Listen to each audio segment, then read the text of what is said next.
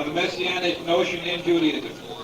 Tonight we have Rabbi Shmuel, whom you've heard already on Thursday evening, and he will be discussing the Messianic idea in Judaism according to the way Hasidism in particular understands it. For those of you who did not hear Rabbi Lew on Thursday evening, let me just briefly introduce him again. Rabbi Shmuel Lew is a principal of the Lubavitcher Girls High School in London, England, and a very well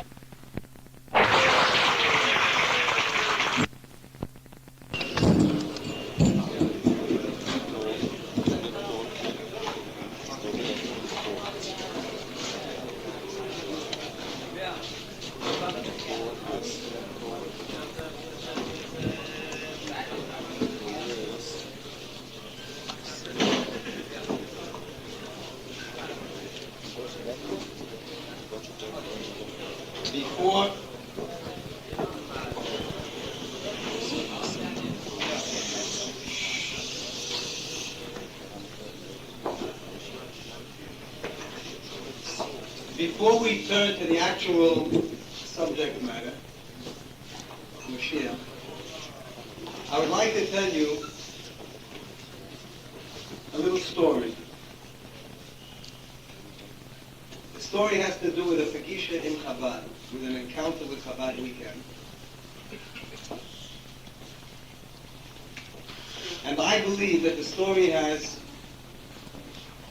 a very strong relevance to this weekend, and also to the subject of Moshiach, which we will discuss afterward. The story happened 2 years ago to me, on my way back to England after spending the weekend here, the student weekend, and I was going back on Wednesday evening by British Airways. And Wednesday morning, I was in a shop over here buying something, and somebody said, "You're going to England tonight? I hear that the airports are closed over there, no planes are flying." And I started getting frightened. I went to the phone, and I called up British Airways office in New York. Right away, there was all that beautiful music they play on planes when you come onto the plane. Very nice. Just hold on a minute, we'll be with you in a moment, etc. And finally, I got through. They said, all planes are going on time to England. All planes are landing on time to England. I said, I'm on the 10 o'clock tonight plane. 100%, no problem. That evening, just before I went to the airport, about 7 or 8 o'clock, I again phoned up just to confirm, and they said, yes, the planes are going on time. The 10 o'clock plane is leaving exactly on time. I got a lift with one of the boatmen here to Kennedy Airport. And about 9:15, I walked into the BA special checking in place. And the jumbo jet fits about 350 people. There were about 343 people in that thing that had not yet checked in. And I said, how are we all going to check in 45 minutes? And somebody says, what do you need 45 minutes for? The plane's leaving at 3 in the morning. That was the beginning. And they gave everybody a little voucher to buy a meal, whatever. And by some miracle, at 3 o'clock in the morning, the plane, duly crowded and filled, finally left Kennedy Airport. It dozed off, and the next thing one knows, it's ready the next day. They said, we are now coming in for a landing, but we're not going to land in Heathrow Airport in London. We're landing in Shannon Airport in Ireland. Only a very slight delay. We will soon be taking off from Shannon and back to Heathrow. At this moment, they give me a little breakfast on the plane, which consists of a roll and a Danish and a little bit of food or something, and some kind of hunch made me take that breakfast. and pack it in very carefully into my hand luggage. And everybody, they said, we'll go off the plane in Shannon for a short while in order to have dinner. So we get off the plane, and there in Shannon Airport, everybody goes into the restaurant car, and I, of course, had to daven. And I went up to one of the receptionists there, and I said, excuse me, which way is east? And she says, where do you want to go?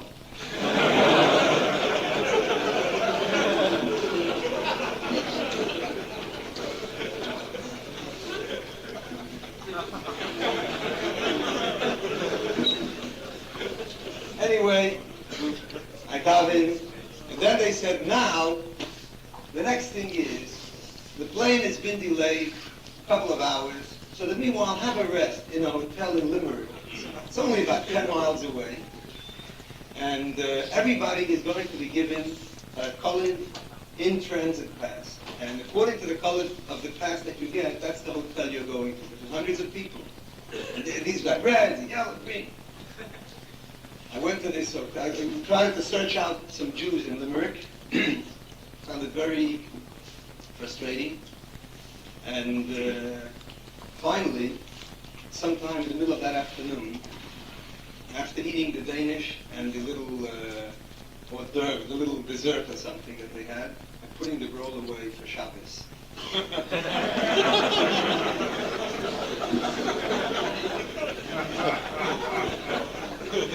I phoned up my wife and I said, we've been delayed a little bit because no planes are landing in London because of the terrible weather conditions. He said, it's cold, but it's very clear outside, and I hear planes coming in, you know. Anyway, I said, look, I happen to be in Ireland right now. I don't know what's happening there. Anyway, that evening, when it became clear that the plane's not going that night, they said, tomorrow morning at 8 o'clock, the plane's going to leave, and everyone's going to clear out of this hotel at 7:30. So I told the lady, the receptionist at the hotel, please wake me up. The call to my room at 6:30. I pray.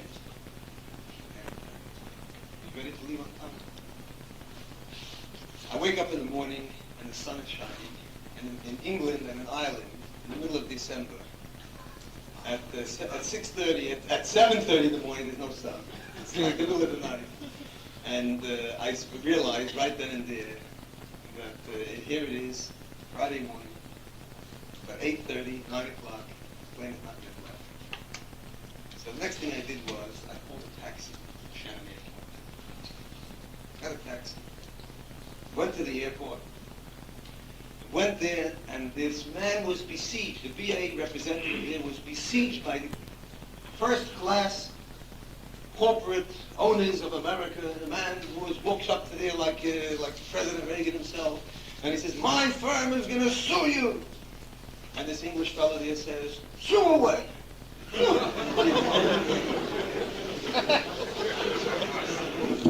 He says, "I must get there by today." He says, "Swim."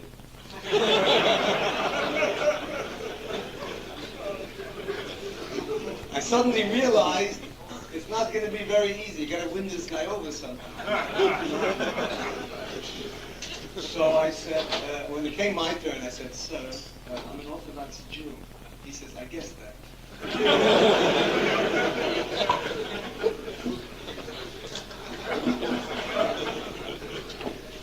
And I said, "You know, we have the Sabbath observance, and I'd like to ask you to put me on a priority waiting list." So they were making different priority lists because if I'm delayed, it's not an hour, it's a day. And I won't be able to get home until Sunday. If I have to stay over the weekend, I have to wait till the first plane after Saturday night. Explained the whole thing. And he said, "Where are you going to be?" I said, "Look, I'd like to pray. I'll be at the airport. And I'll be in that corner." He said, "Okay, you go and pray." He says, "You better pray hard."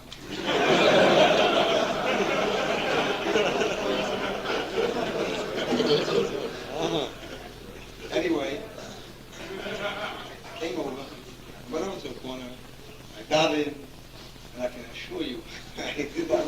Meanwhile, I called up to London, and each of these things, waiting for the phones and everything, And I told him to arrange for someone, just in case, we figured out a time that I could get home. And then another time, the latest time, where I couldn't get home, but I could get to an area in London, a neighborhood, which is nearer to the airport. It's where about an hour from the airport. There's another neighborhood with a smaller Polish community, which is about 20 minutes or a half hour from the airport. When I finished down here, a lady walks up to me. She looks around. Honest, reflectively. And she says, "What time does Shabbat begin today?" And I told her, I said, "Where are you from?" She said, "I'm from Russia." I said, "When did you come out of Russia?" 35 years ago.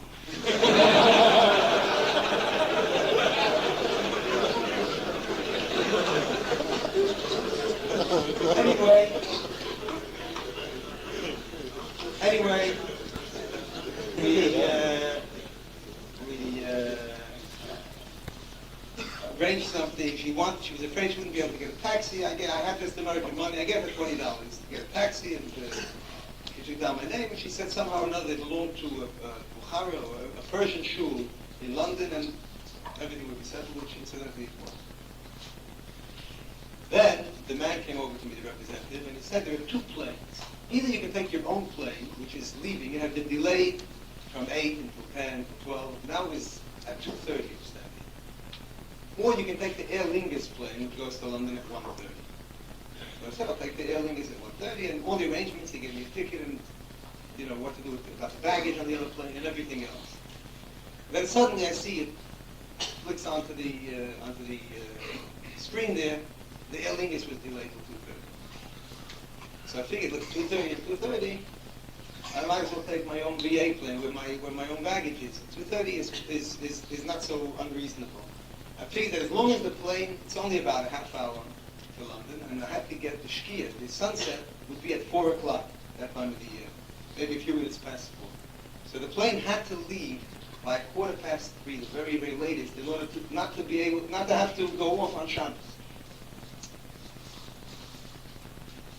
I went up and waiting for the VA plane. It's 2:15, and I saw I'd taken the wrong turn.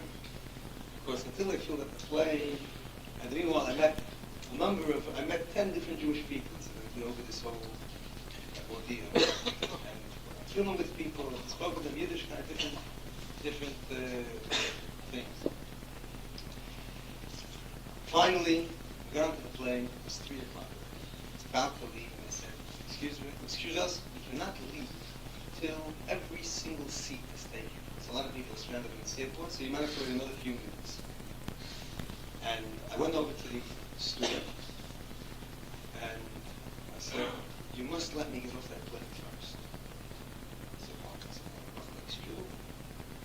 I must get off before sunset, otherwise I'm not permitted to go down. I can't carry anything, I can't check in my bags. And in any case, I'll be in the airport the whole weekend." He said, "That decision must be made by the chief steward. Tell me your seat number and he'll come over and speak with you." So I sat down, and the chief steward came over. And he said, "What's the problem?" I said, "I'm not allowed to go off this plane after the sunset. I cannot carry my bags around the airport. I want to be the first person off the plane so that I can at least get settled into the airport properly." He says, "You'll be the first one off the plane, except for the first class passengers." I said, "I've got to go before the first class."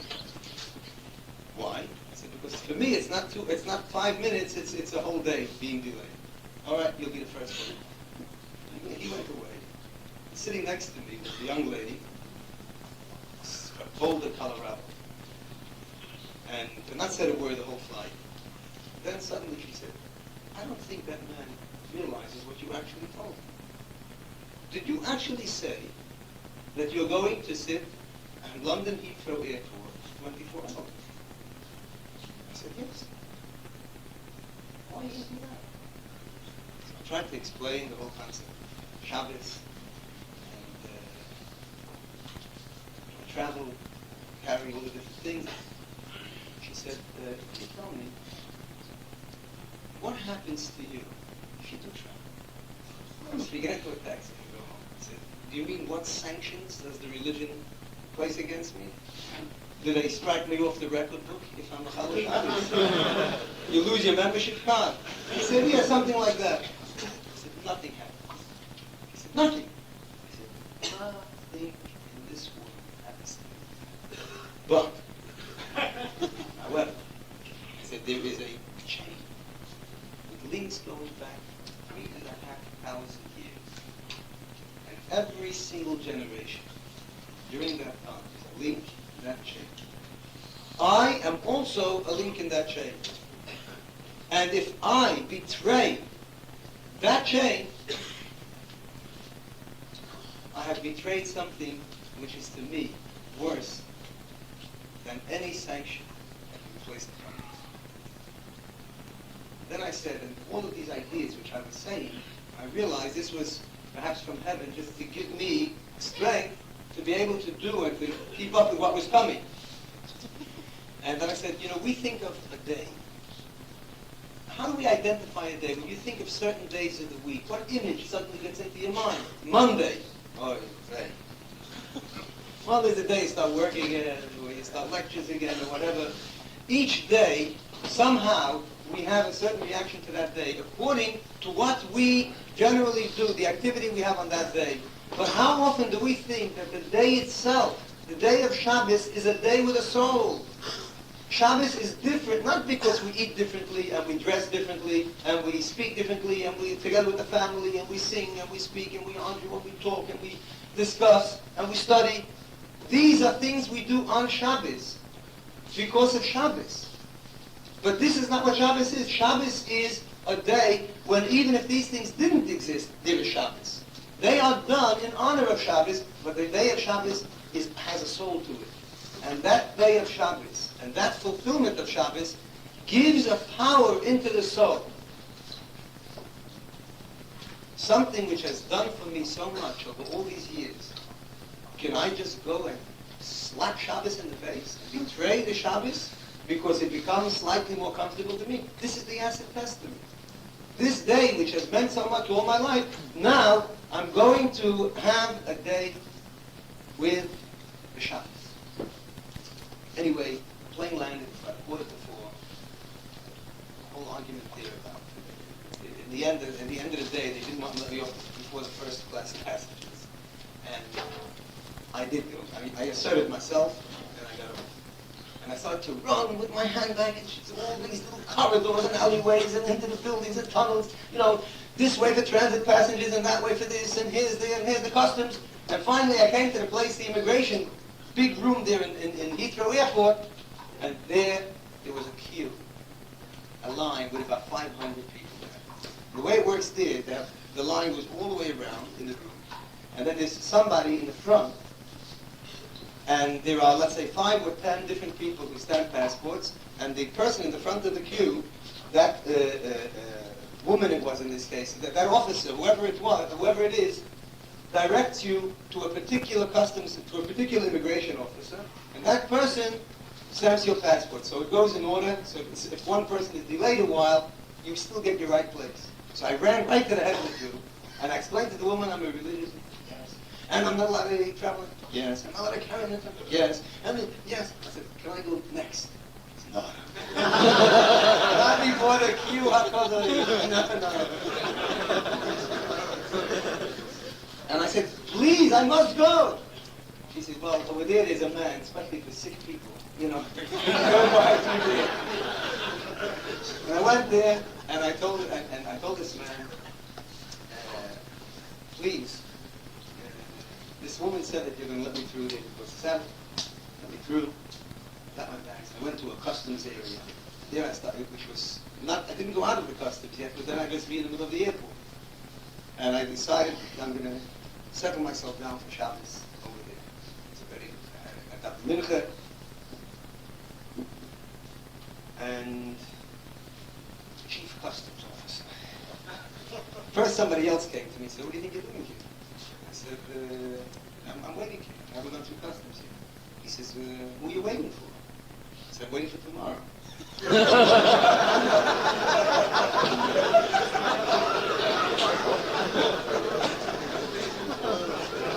In the meanwhile, I took the food. I had brought back 2 Mezainis tuna fish sandwiches from the Essen Bench restaurant over here in Crown Heights in order to give it to a member of my family. And I decided that they're going to have to do with one. And I rationed my food, half a sandwich Friday night after I made Kiddush on half of the row, and the other half for Shabbos by day. I made my Kiddush, I had a place to wash, made Kiddush, and I was just settling down for the Suda Shabbos when over to me walked the chief customs officer, who that other guy had called, and we had a very, very big argument. A very, very big argument. And I said, who do you work for? He says, I work for the people of this country. I said, and who is your immediate boss? He said, the Port Authority. I said, well, I work for a higher authority.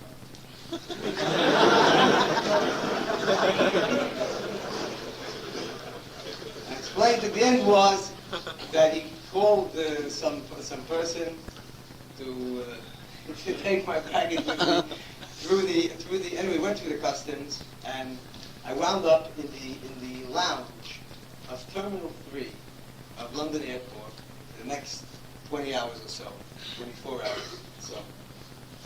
There I sat at a table, like people, it's a tremendous education, it goes on in an airport.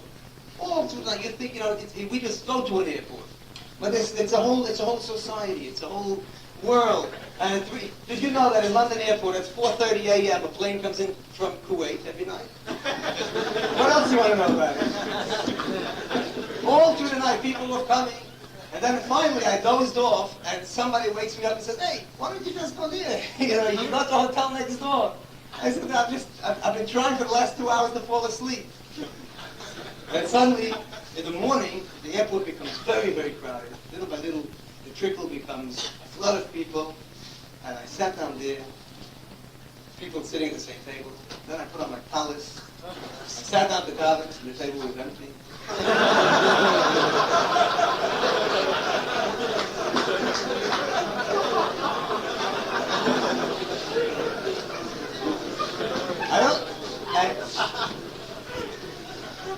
I think it's the first time I davened. I didn't say one word from the beginning to the end.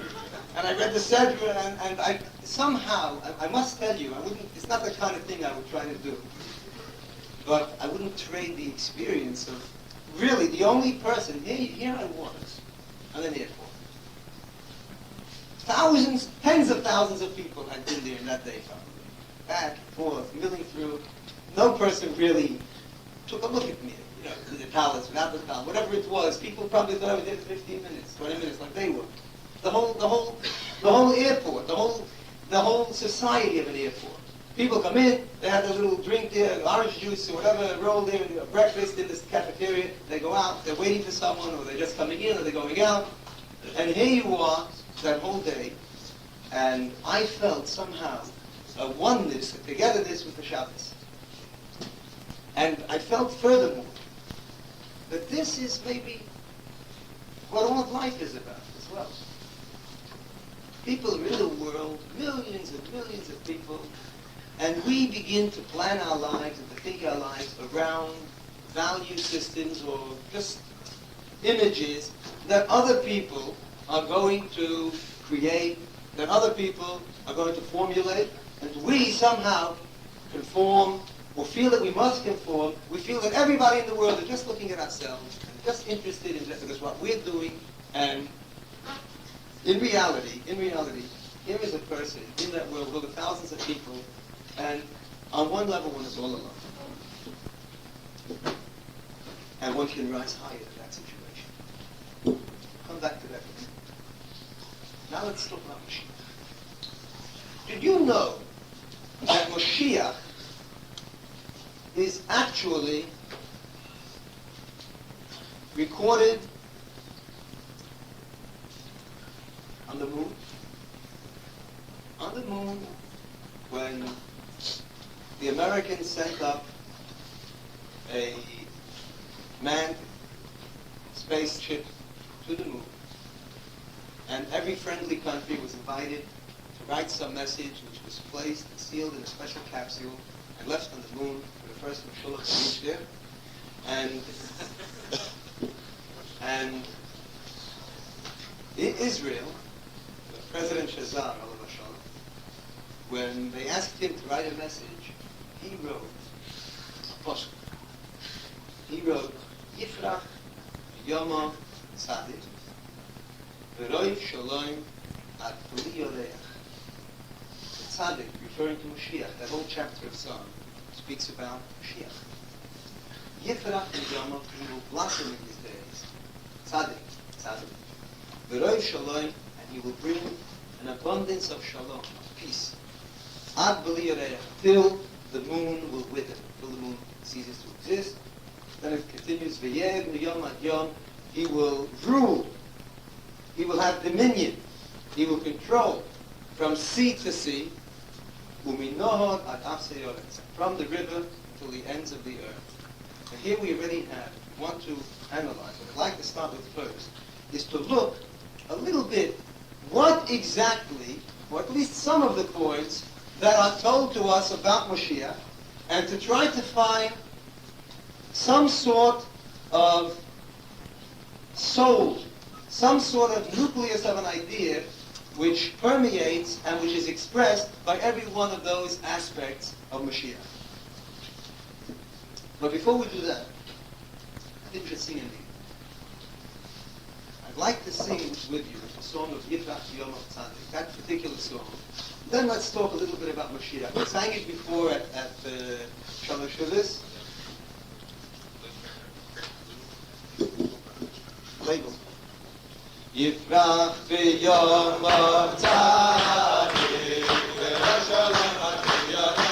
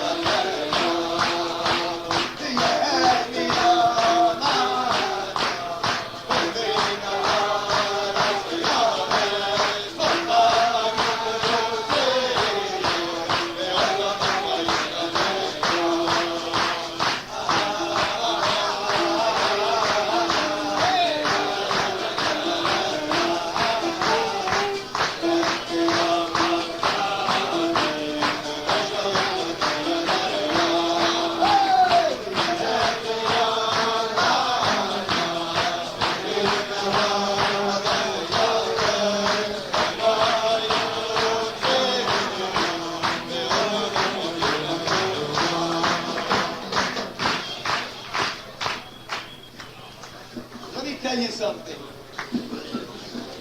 You know, it's a very big problem.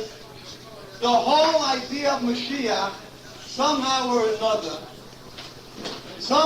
another, we have allowed our entire attitude to life.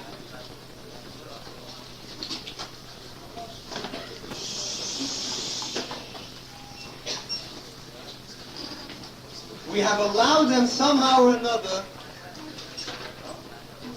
to encroach on even such a thing like Moshiach. And I'll tell you what I mean.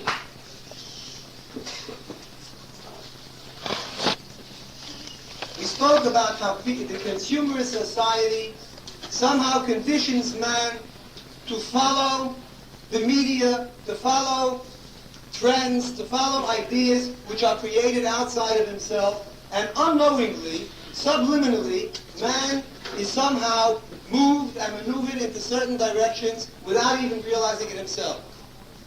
He doesn't realize to what extent his own life is not subject to his own decision-making processes. And this is not only in the physical world, like we spoke on Thursday night at length, you find this in the spiritual world as well. How do people assess the success or failure of, let's say, they go to a synagogue on Rosh Hashanah, and when people come out of it, how do they rate? What's the criterion to know if the davening, if they say today the davening was fantastic, the choir was beautiful, the chazan was lovely, the rabbi spoke wonderfully. There is something outside of the person himself which is making that religious experience a real one.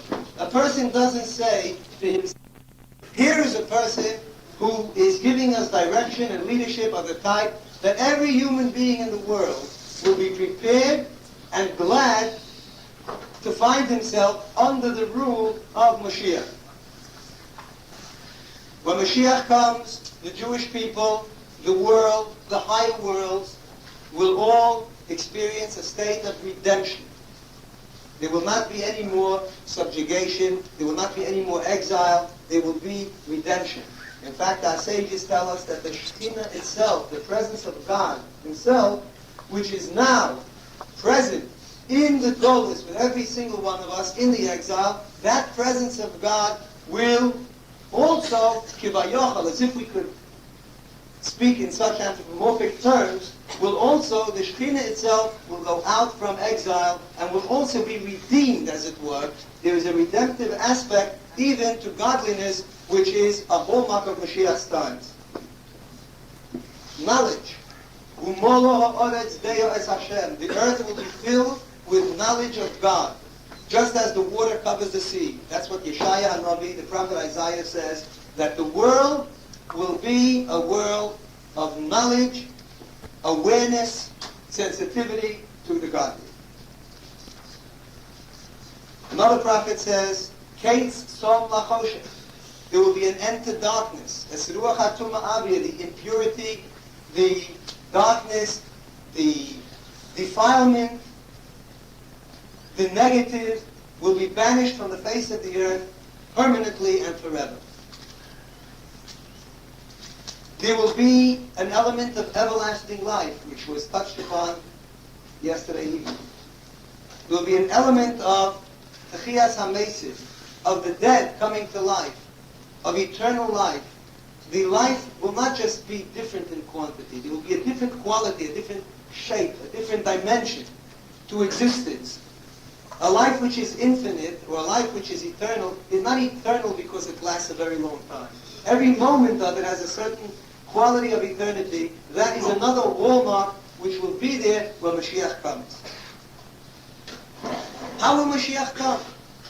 Our sages tell us that Mashiach bo b'hesech hada'as. Mashiach will come when it's not in our minds. Mashiach will come, usually translated as being unexpectedly. Hesed Hadas means the removal of knowledge. It will not be something which you expect at that very second, at that very moment. The idea of Mashiach coming is something which is outside of the realm of your expectation. In Hasidus we are told that the Baal Shem Tov, the founder of the Hasidic movement, once had Aliyas HaNeshama, the ascent of his soul. And his soul became unified with the soul of Moshiach. And he asked Moshiach, Hey Mosai Ka'osima, when will you come, Master? When will you actually reveal yourself to the world? He answered, When your fountains, where the well springs of your Torah will become diffused and spread out to the outside when the deepest teachings of Torah, because that is what Hasidic philosophy is. What is Hasidus? Hasidus is the inner aspect of Torah. I have a body and a soul. You have a body and a soul. The Torah has a body and a soul. You relate to a person, you can speak to the person's body, but really it is the soul. It is the spirituality of the person with which we form our proper relationships. The inner part of Torah will be spread to the outside. That secret part, that soul of Torah, the neshama of Torah, will go to the outside. That's how Moshiach will come. And for a beautiful summary of the way the world will look in the time of Moshiach, the song which we sang at Mincha today, the Al Kei Nekava, which we end our prayers with every day. And therefore we say we will hope and will be confident and anticipate redemption. The world will be subservient to the rule of God, and all flesh will come before you, etc., etc. This is the quality. This is the power. This is the force of what Moshiach is and what he will bring to this world. Now, how can we find a thread? How can we find a common factor? How can we find an aspect within all of these with all of these qualities that will be when Mashiach comes, and something which speaks to the individual? And something which requires of us more than wait for Mashiach. That shouldn't be the emotion. How can we get to the essence of Judaism, which is that I have to do something? I have to do something in my physical life and not be subject to the whims and fancies of somebody outside of myself. I have to do something in my spiritual life and use others for guidance and assistance, but realize that I must take a step myself. And in the same thing with relationship to Mashiach, I have to do something within myself to experience those qualities and to bring them to the revelation in the world itself.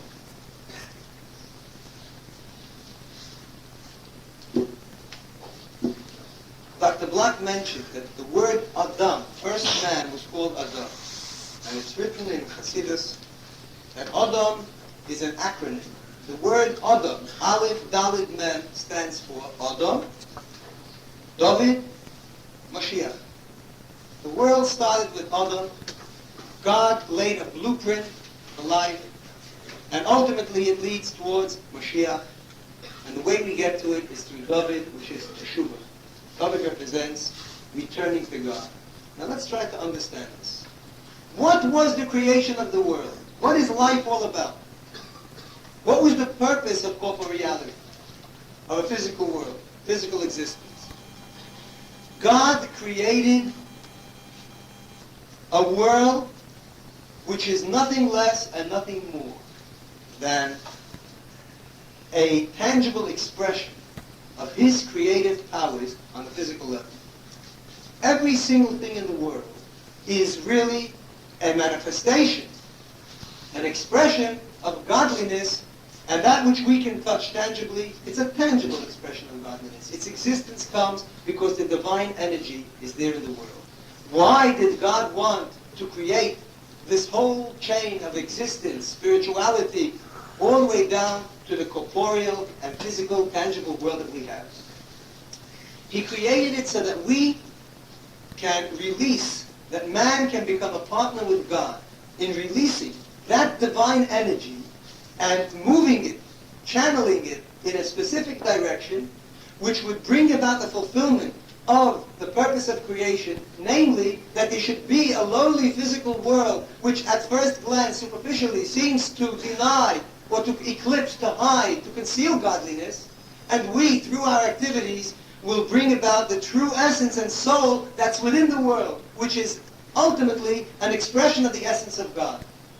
Everything that man does, which he is supposed to do, i.e. that which Torah directs and guides and illuminates and allows and commands, every single thing of that nature which man does is basically an expression and a revelation of the essence of the divine as the essence of the divine exists in the physical world. Everything in the world was created with the utmost of precision. Hashomayim misaprim kavod kel. The heavens tell the honor of God, the glory of God.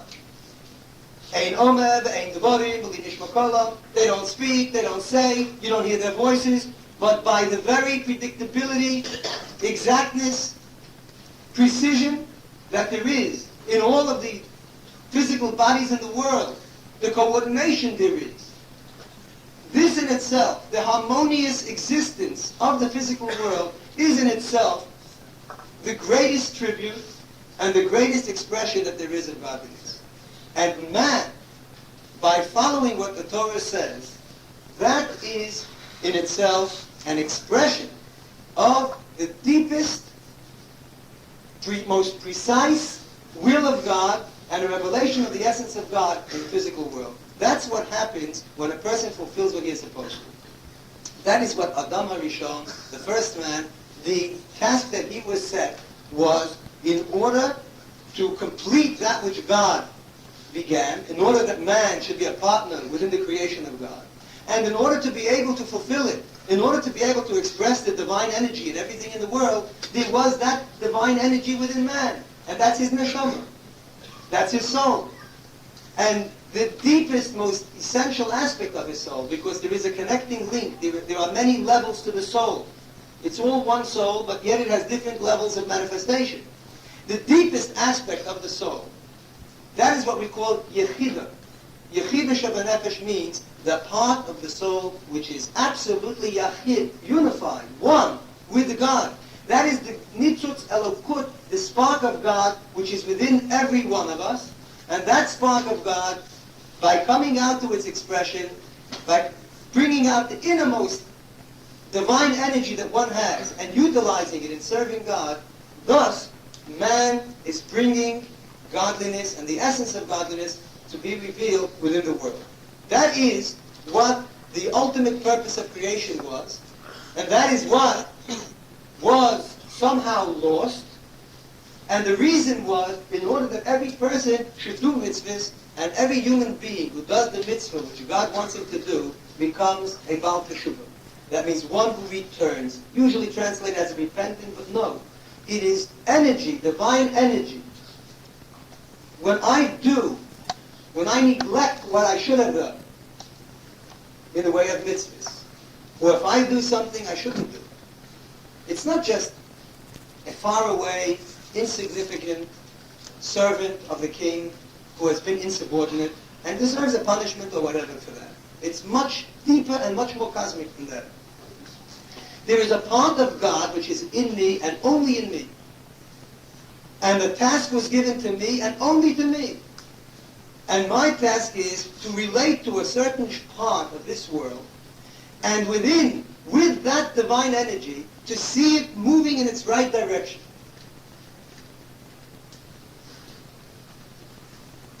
If I do that, then I am fulfilling mitzvahs of the Torah. And when the whole world comes back, when the whole world, the whole universe, reverts to the original state, when the whole world reverts to the harmony and precision that is manifest in one, following and bringing the divine into the world, that is what it means that Moshiach comes. How can a person return that? It's not only by beautiful ideas, not only by beautiful concepts. That essence of the soul has to be brought out into the open, but that is not nearly enough. That's not even the main thing. That's not the essential aspect. The essential aspect is that divine energy, whether I am consciously aware of it at any given moment or not, hopefully and ideally, and the whole of Hasidus is to lead a person to being aware of it. But even if for some reason one is not aware of it, nevertheless, by fulfilling a mitzvah, which it says in the Torah, by putting on tefillin, I am not only reminding myself that I belong to the Jew club in this world, who I'm not only doing what my mother very, very strongly urged me to do, who I'm not only fulfilling something which gives me a good excuse to meet with the boys every morning and have a sense of community. All of 1,001 different levels that one can define it. I am bringing about an expression of the divine within the world. Now let's go back. Let's go back to what we mentioned before. Let's go back to what we mentioned before about the concept of Moshiach and some of the things which will happen when Moshiach comes. And let's try to experience them, or to imagine them, or at least to be aware of them, on the level of ourselves. Moshiach, v'roiv shalom. There will be peace. Man was created, the Jew was created with a specific task, with a yechidah of a nefesh, with an neshama, with an essence of a soul, which was given a certain job. The divine energy is supposed to move in a certain direction. When the Jew fulfills the mitzvahs of the Torah, you know what he is doing? He is making peace. The word peace, shalom, also means shleimut, also means completeness, harmony, completeness within that individual. He is then being complete with himself. He is ruling over his whole world. The Torah, the essence of his soul, is the ruler from one seat to the other, whether it's in his practice, leading him to the deepest concepts and the deepest awareness, or the awareness which leads him to the practice. The important thing is that both of them are there, even though it moves in both directions, and both of them are important composites of a person's spiritual life. He is redeeming himself and the Shekhinah, because there's a part of God in every person. What does it mean? When the Jews went into exile in Babel, the Shekhinah was with them. You know what that means? In Tanya it explains that when a person behaves like Babel, when a person follows the Babel way of life, then the Shekhinah, which is part of him, it's his essence. He is dragging his essence and diverting it from that cause for which it was created, and he's forcing it into something which is abnormal. He's perverting it. And when he suddenly realizes it, and he fulfills what the aim towards Moshiach is, which is teshuvah, return, and he takes it away, and he returns it to its right path, and he takes that divine energy and uses it like Hashem told him to do it, then he's redeeming himself, and he's redeeming the Shekhinah, the part of the Shekhinah which is within him. The earth will be filled with the knowledge of God. That's part of the reward that a person feels when a person is allowing his innermost soul to express itself. Then he is in a total state of knowledge, awareness, sensitivity to God. There's an end to darkness, to the negative, because he learns how to cope. He learns how to respond. He's able to see beneath the surface, beneath the veneer, and he's able to see that there's a godly purpose in every situation.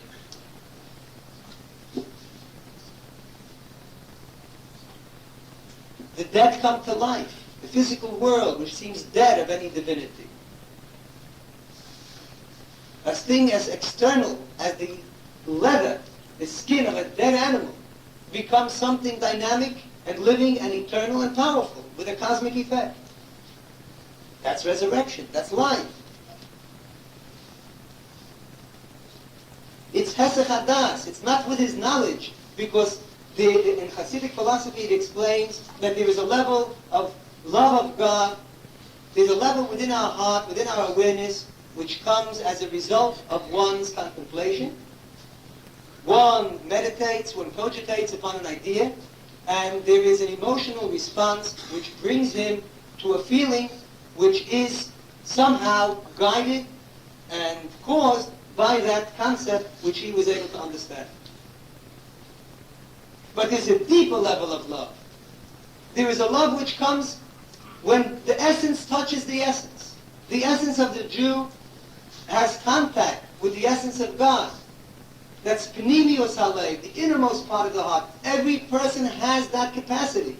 In Tanya it explains that people, unfortunately, take that capacity and force it into exile because they use that capacity in earning a livelihood. They use it in worldly things sometimes.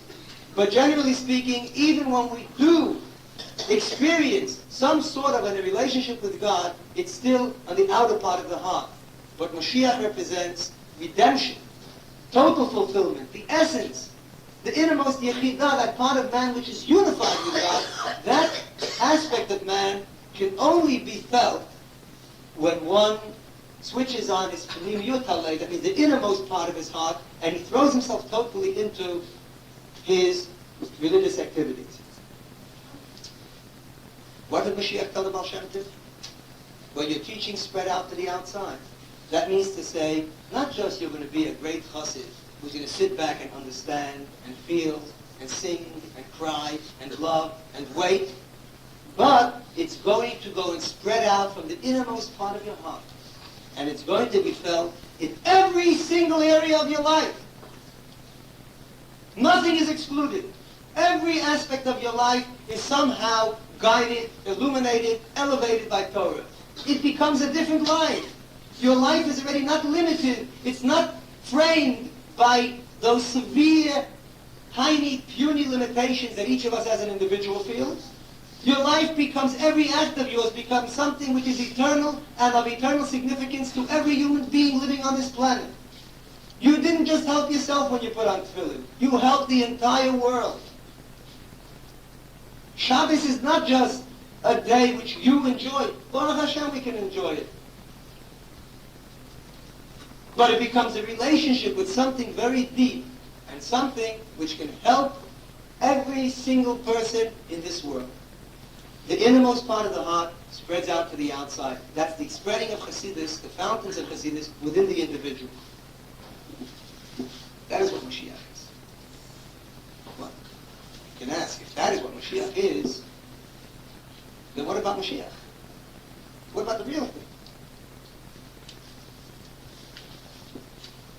In truth, every single effort we make towards Moshiach is a preparation for the order of things when Moshiach comes. I heard this from the Rebbe of the when spoke to a group of 14-year-old children years ago when I was in yeshiva. And he said that the preparation to Moshiach is for a person, as much as possible, to experience within himself and within his life, to prepare for the order of what will be when Moshiach comes. And he says, what is that? To prepare the whole world for the kingdom, the dominion, for the rulership of Hashem. That every aspect of a person's life is guided and is elevated. It's not a restrictive thing. It's not something which will lead to psychological damage, which was mentioned the other night. On the contrary, a commitment, a step, a deep commitment, a total commitment. Because even a partial commitment, incidentally, is also total in its own terms. But I mean a total commitment. Is not something which defies, which fights, which struggles with a person's innermost self. It expresses it. And it doesn't just express it on a limited individual level. It brings the innermost essence at harmony with everything that ever existed and everything that ever will exist. So it's a very big thing. Every mitzvah that a person does, every act of commitment, and every step that a person takes to dedicate his life to Torah and to mitzvahs fulfills that life and gives it another dimension which more than compensates for any restrictions it might place upon us or any difficulties. We would laugh at the difficulties, what this person's going to say, what my neighbor's going to say, what my Aunt Tilly's going to say, what the cousin's going to say, and what this one's going to say, what's going to happen at home, and what's going to happen with my career, and with this. A person starts figuring out all of these things, which are all legitimate interests, by the way, and all of which must be handled in a sensible and down-to-earth way. But the argument can never be to close a person's eyes to that inner essence that he has, and that inner essence, which is the whole purpose of creation of him and of the whole world, and to say, well, the important thing is just take the line of least resistance. That's what we're conditioned to do. And we've got to wake up. We've got to wake up and say to ourselves, what can I do to fulfill myself? I've got to take steps. This is my life, and I cannot just sit back and wait for things to happen. That is what it means to prepare for Mashiach. And in truth, no one can experience this totally. It is impossible to experience it totally without Moshiach himself. That is the state that the entire world will be in. Moshiach represents the inner essence of the life of the world. Each person has the inner essence of his own soul. Each person, it's written in the holy books, that every Jew has a spark, a nitzutz, a part of Mashiach within his own soul. That's his yechidah, the innermost part of his soul.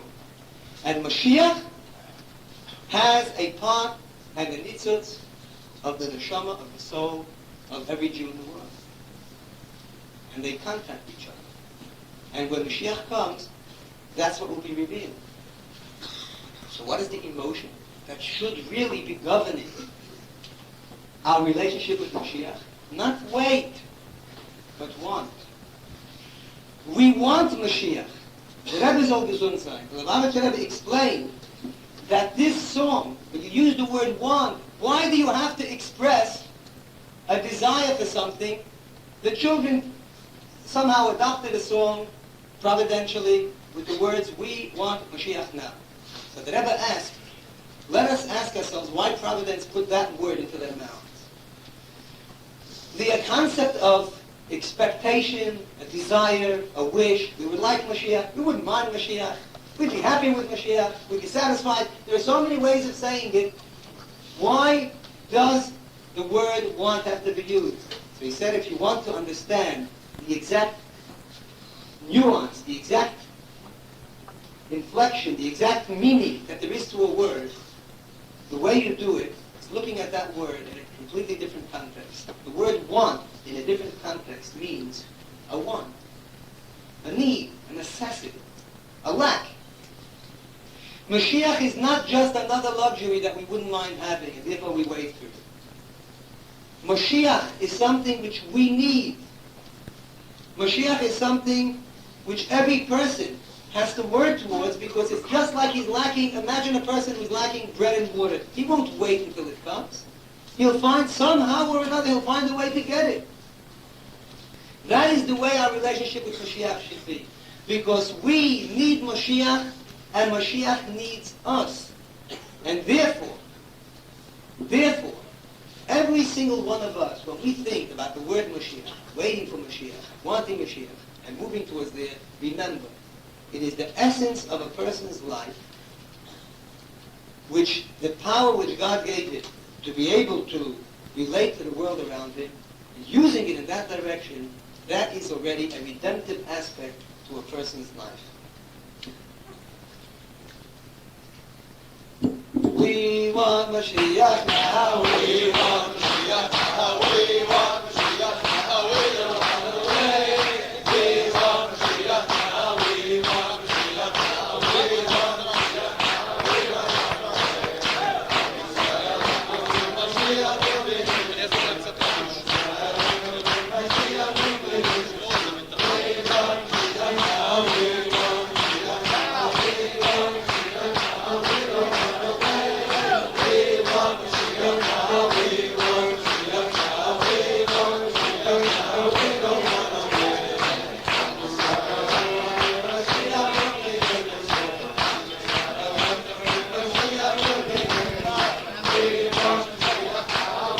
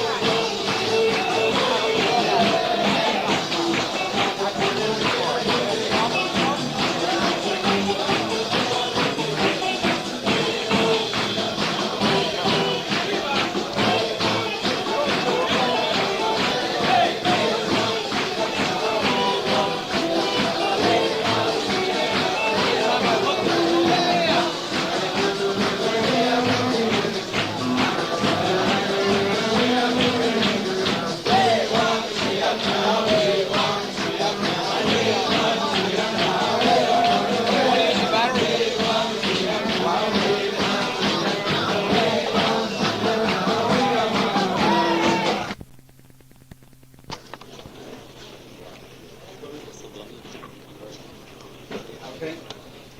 Yes.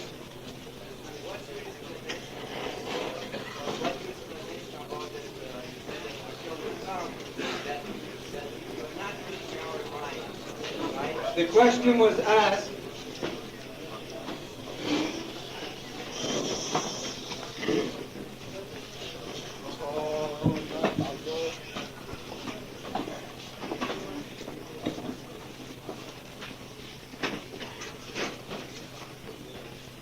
The question was asked. Our sages say, Moshiach bo v'hesech hadas, as we mentioned before. Moshiach will come when he is not expected. And we explained the deeper meaning that it means Moshiach represents a level which is higher than the intellect. But the simple meaning that Moshiach will come at a time when he will not be expected. How do you explain that or reconcile that with waiting for Moshiach? The first Lubavitcher Rebbe wrote the Tanya. He once said that even though we're hoping for Mashiach, he will still be coming unexpected because the Mashiach who is going to come is not what we're expecting. It's going to be an unexpected experience, and that which we're expecting, that's not what really Mashiach is. It's something which a person cannot really comprehend himself, even though he's fulfilling the mitzvah and waiting for Mashiach.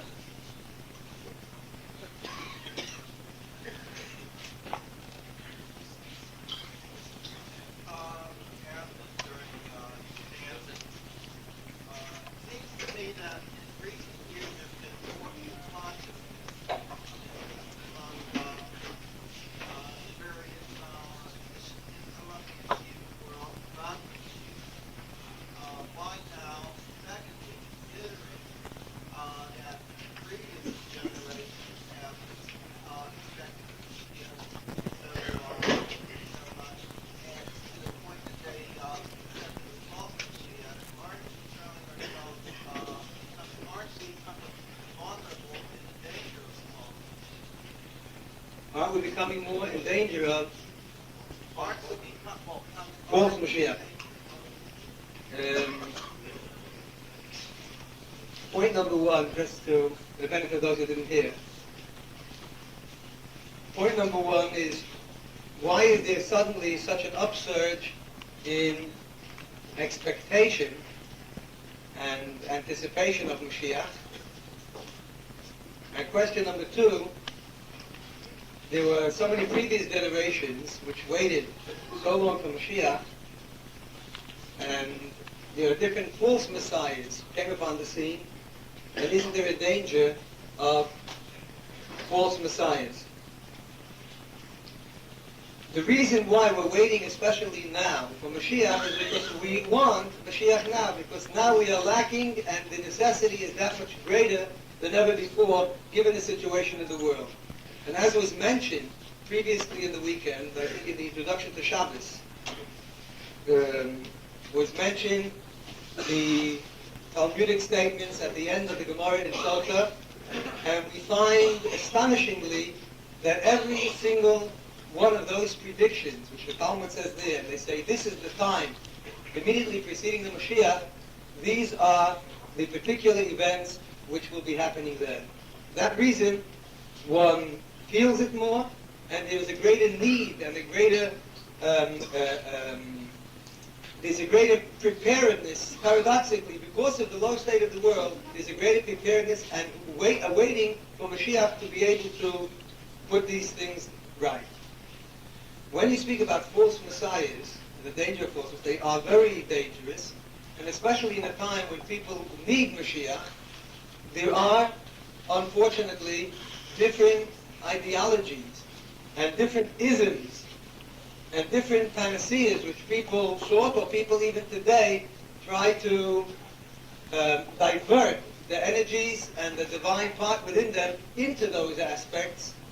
And this in itself is the greatest danger that there is if a person is not expecting and awaiting and studying and learning, as Hasidus explains, the innermost part of his soul, and putting it into his religious life. There is a definite danger that that person will be looking to something which is false, something which is counterfeit, something which is not the reality, which is not what Moshiach is, because there is that, the problem is there, the confusion is there, the difficulty is there, the need is certainly there, and that is one of the dangers that a person might specifically throw himself into that type of a situation. They tell a story about a Lubavitcher Chassid who was once waiting for a bus here in New York, a B-47 bus, and you can wait a long time. In fact, about the only way you can get that bus to come is by lighting up a cigarette, because it's not going to smoke on it. And anyway, he's waiting and waiting, it's freezing cold, and he's standing there with another Jewish man, and the man says, you know, waiting for this bus, it's like waiting for Moshiach. So the Lubavitcher tells him, it's not. He says, why not? He says, because the bus might never come. Could be all buses will suddenly disappear. Suddenly they'll just fly into heaven. And the man said, you must be a Lubavitcher.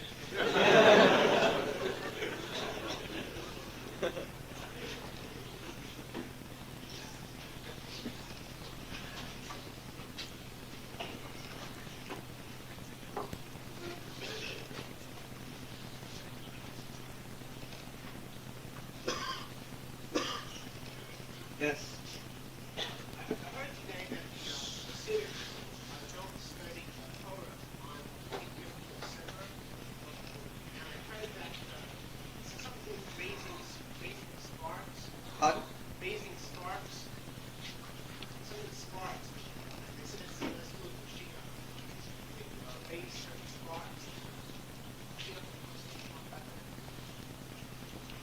Well, sparks have something to do with Moshiach.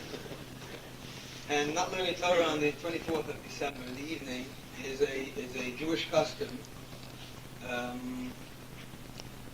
where the celebration of a certain individual who represented a diversion of the Jewish, the specific energies that were given to every one of us. And they were diverted in the wrong direction. And one does not want to, the study of Torah strengthens the person who is predominant on that particular day. The study of Torah by every person.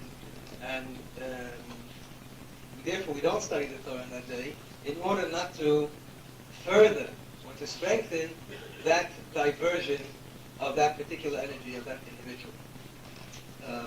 The idea of the sparks being connected with Moshiach, this is connected with the idea which we mentioned before, that within the world there is the divine, which the physical, tangible world that we see is an expression of godliness on the physical level. Every single thing in the world exists by virtue of the creative force of God. And when you see a physical thing on this world, although it might seem to eclipse and to hide godliness, nevertheless, what it really represents is the spiritual force of Hashem, which is giving it its life, which is its whole raison d'etre, and the only reason by which it lives. Now, why does it exist? It has a purpose. Ultimately, it goes back to the 6 days of creation. Ultimately, it goes back into the essence of God, who created the world in order that His divinity, that the deepest spirituality, should be expressed upon this physical world. That is fulfilled through the practical mitzvahs. A person can ask, why isn't it enough just to think about a mitzvah, or to feel, and to the idea of tefillin being something which subjugates the mind and the heart? Well, I'm a very intelligent person. I don't need reminders, or I can have a different type of reminder. And the important thing anyway is that I am dedicated to the Almighty, and I dedicate my life to Him, and my feelings to Him, and the highest aspects within me to Him. Why do I need the physical act? And the answer is that every single relationship, every contact that a person has with this world, you are not just coming in contact with a vacuum. You are coming in contact with something which represents a physical expression of godliness. That is called the sparks of godliness within everything. That's the creative force which brings it into existence. So that if you see this piece of bread, this challah, this roll, whatever, and a person can look at it and can analyze it and can describe it and can measure it, etc., but ultimately, in its essence, what this actually represents is an expression of godliness. And that expression of godliness, and that power of godliness, is what we call the sparks of God. When a person utilizes a thing, if the thing is absolutely kosher, and a person uses it, let's say for a Shabbos meal, or for a Malava Malka, the after Shabbos meal, or a person uses that very same object just in order to get energy to be able to serve God properly. Whatever it happens to be, what the person is doing is that he is redeeming those sparks, or that divine energy, that divine force, and which is within that object, and he's bringing the world that step closer to the revelation of Moshiach. And this also reverts back to a question which was mentioned last night, I believe, about accumulative effort. Even though one might look around and say, who are we compared to our great-great-grandparents, and they didn't bring Mashiach. But really, what's happening is a process which we are not necessarily consciously aware of, which is not visible before our eyes, of the refinement, the purification, and elevation of those divine sparks. And every single time a person does a mitzvah, the Rebbe once said that when Maimonides says, what is the best philosophy of life for a person to adopt for himself, a person should never look upon himself as too evil, nor as too good. He should look upon himself as perfectly balanced, and the whole world as perfectly balanced. And the very next act that I do, the very next deed that I'm going to do, is going to be the feather that's going to tip the scales for good. A, for myself, and B, for the whole world, for the whole cosmos. Is an effect to the entire, with the entire universe, for every single act that a person does. And this is not only an act which a person does, but this applies even with a word which a person says, the word of davening, with the word of saying the Shema, or the words of Torah that a person studies, or a person refraining from slandering or shaming another person.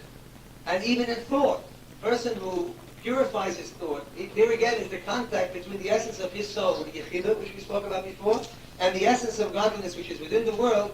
If a person purifies and directs his thoughts, and it's not an unrealistic thing, a person who accustoms himself and conditions himself and trains himself and works at it and practices at it, is able to keep his mind occupied with Torah concepts or with permissible things, so that his thoughts themselves also represent a step in the redeeming of those sparks. So when a person tells you about those sparks, those particular sparks, when all the sparks which have to be redeemed, which we hope and we feel from countless different manifestations within the world, and from the Talmud, and from Hasidic philosophy, and from the Rebbe Shlita, and from everything that there is within the world, every single thing is pointing in a direction that we are in a very, very, very crucial place in history. Everyone feels that today is an extremely crucial time in the whole history of the world. And we are uniquely placed on that road of history. And somehow or another, it's on our shoulders that with our effort, and by fulfilling that for which we are created in our day-to-day life, we are the ones that will be able to bring the final release or elevation of those sparks with the mitzvahs that we do. So those are the two ideas about the custom, specific custom of the day, and it perhaps was expressed in terms of the sparks. One can look upon every mitzvah and every custom or every genuine, authentic Jewish practice as something which releases more of those sparks and elevates them and prepares the world for the very near coming of Moshiach. Yes?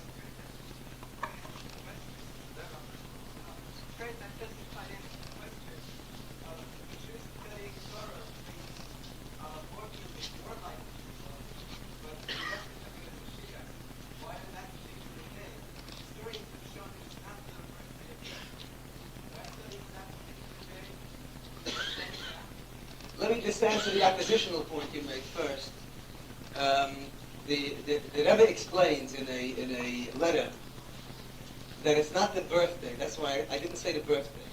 I just said the celebration. In fact, the custom is not kept in Muslim countries or in Eretz Yisrael, where that person does not have a special day where he celebrates. Something which is specifically because one is in that country, and that country has a certain spiritual power, and therefore, if he is celebrated on that day, whether it is his actual birthday or not is not relevant. That's A. And secondly, this question is also asked in classical works, and the answer is that a Jewish custom in itself is an expression of Torah. It's not just a study of Torah. For example, it comes time to put on tefillin. So a person can say, I'm too busy studying Torah, I can't put on tefillin. Or it comes the time for prayer. So somebody says, I'm not going to daven now, because I'm involved in the deepest act, which is the act of studying Torah, and therefore I am free from whatever else there is. This is a wrong attitude. There comes a time when a person has to look at his day, at his obligations. The way the Torah places an obligation upon a person, it could be that he's visibly or consciously not studying Torah. There are certain places when a person is not allowed to think Torah. There are certain moments in a person's life when he cannot, where he is obligated to move away from the books, to move away from the Torah, and to go out and do things, and do mitzvahs. In the same way, when a person fulfills that custom at that time, that in itself becomes a manifestation of Torah.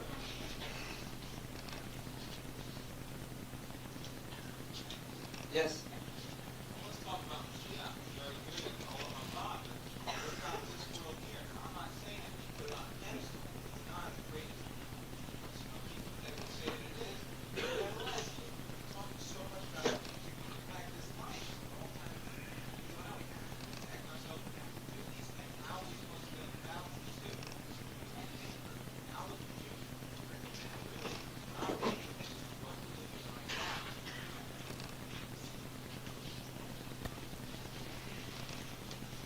It's a very relevant question, and basically, I mean, this was the basis of one's whole thrust, is that the greatest preparation, the greatest bringing of Moshiach comes about whereby a person prepares himself and the world around himself for the state of being of Moshiach. You say you don't want to put the world on a pedestal. The world we live in today, the society in which we live in today, is such a society which conditions us to somehow surrender a certain part of our innermost self. We do it, we get enjoyment, we say this is enjoyment, we are conditioned to enjoy things in the way and in the time and following a certain way that some abstract body has ordained or has shaped us and has channeled us. Really, the greatest gift that a person can have, not in some kind of otherworldliness, some sort of abstract, complete abandon of his obligations and responsibilities and living within this world, but specifically as an expression of his innermost being, is for the person to suddenly find out, what am I, what is my innermost self, to come face to face, what is Moshiach, within terms of the individual and within terms of bringing him into the world. To come face to face and to look myself in the eye. To look myself deep, deep down, what is my essence? And then, with that sort of knowledge, that sort of being forearmed, to go into the world, then to go into the world around oneself, and certainly we don't believe in a person withdrawing or suddenly becoming a hermit and a parish and having nothing to do with the world. On the contrary, it's the way that the person goes into the world, where the person becomes the master, where he becomes the guide. Well, not he, but his innermost self, as expressed and as taught by the Torah. That becomes the guide in his relationship with the world. Through that, he is taking his little corner of the world and is bringing Moshiach to that corner of the world. And when that is done, to the extent that it has to be done, that's already something which we don't know. We feel it's very, very near, because it's a cumulative effect of what's gone in the past as well. When all of that has happened, then Moshiach will be revealed to the world at large. So within the individual's life, within my life, within your life, within everybody's life, the first thing a person has to ask himself when he talks in terms of, A, whether he's talking about Mashiach, or B, whether he's talking about what relationship do I have with the world without allowing anything Jewish, or without allowing his soul or Torah or his background, his history, the links, the chains, everything else. Forget about everything. I am just existentially a human being living in 1980, 81 in Brooklyn, New York, in Tampa, Florida, in Des Moines, wherever the person happens to be living. What sort of relationship do I have with that world? How do I go and face up to that world? How do I walk through the minefield of every person trying to exploit every other person? How do I walk in the most subliminal ways? Because you live in a democratic society where there's not an open and revealed and immediately apparent totalitarianism, but there is a basic, the hidden persuaders, the people who move trends and ideas and concepts in a general or in a particular way. And I am being subjected to that. So I live in a world which has exciting things, exciting gadgetry, and wonderful things which can be used in benefiting myself, and benefiting the people around me, and helping them, and I want to use them. I don't want to withdraw from them. On the other hand, I don't want to become a slave to that very technology, which is supposed to serve me, which is supposed to be used as a means to a higher end. So either way, whether you're starting from the idea of what's Moshiach in my life, or whether a person says, I'm not going to even talk about that otherworldliness, that smacks of some sort of cop-out from the whole of life. I'm going to talk only in terms of my own relationship with the physical world. Whichever way you start, the answer, I would say, in other words, even on the physical level, is for that person, first of all, to prepare himself, to strengthen himself. That can be done by studying the Torah, becoming proficient, each person on his own level, and then not just leaving it as something which is abstract, like in the story which Rabbi Kaplan said before, to take that engine, that locomotive, and let it pull the wagons, let it pull the carriages of the train with it. In other words, to take that learning, to take that inspiration, and it can take months, it can take years. It really is a lifetime of work. It's a training, it's a conditioning, it's a teaching to the person, you are going to be a being. By studying that Torah, by redeeming yourself on that level, you are not only not going to be withdrawing from the world, but on the contrary, you will give a dimension to your life, your physical life, which much, much, much more than compensates for any restrictions or deprivations that one might think that one has as a result of following Torah life. And that is the question that nobody can escape. Because the two beings that you cannot escape from, as Dr. Black said, is number one, yourself, and number two, from Hashem. And it's through that a person is able to experience redemptiveness within that physical world.